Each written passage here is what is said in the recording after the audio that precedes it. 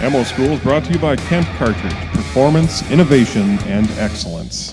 One of the, common themes that Carl and I are always talking about is the ethical shot and knowing exactly what your effective range is, and whether you're shooting a bow or a rifle or a shotgun at ducks and geese and or turkeys, knowing exactly how far is within your comfort zone and within your capable limits is, I think, a big challenge for the cartridge manufacturers, because you're always looking for that that more effective load, or what does that actually mean to somebody in determining their effective range. It's a good point that you bring up, and it's one that I think about on a personal level a lot. Oftentimes, a hunter, as a consumer, will read all these reports and advertisements advertising on a specific product and all the virtues that that product may have.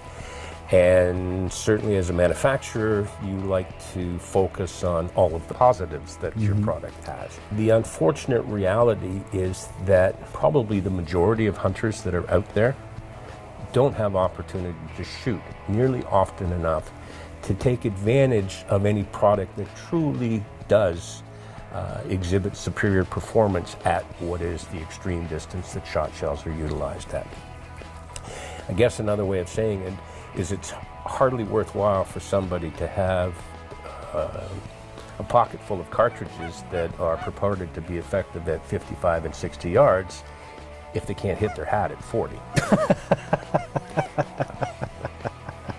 I laugh because it's so true. Practicing at those longer ranges, although it is important, I think it's equally important to practice at those extreme close-up ranges. Well, I think the secret, if there is a secret, is to shoot a lot more than we typically do. I mean, there are many competitive clay target shooters out there who aren't particularly skilled game shots, but on the other hand, there are a lot of hunters out there who maybe shoot 2 or 3 boxes of ammunition a year, and that's the extent of their shooting.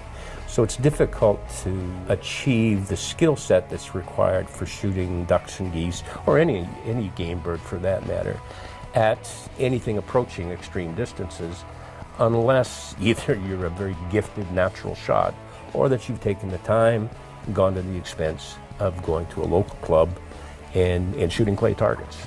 Because if there's any secret to becoming a competent shot in the field, it's getting enough experience to develop that competency. And with our abbreviated seasons and limited bag limits, most don't have that opportunity in a hunting scenario. Whereas with the clay target sports, especially with the popularity of sporting clays, not only affords the ability to go out and shoot the quantity that they need to become proficient, but it allows them to shoot targets that very closely simulate a lot of the hunting conditions that we normally come across.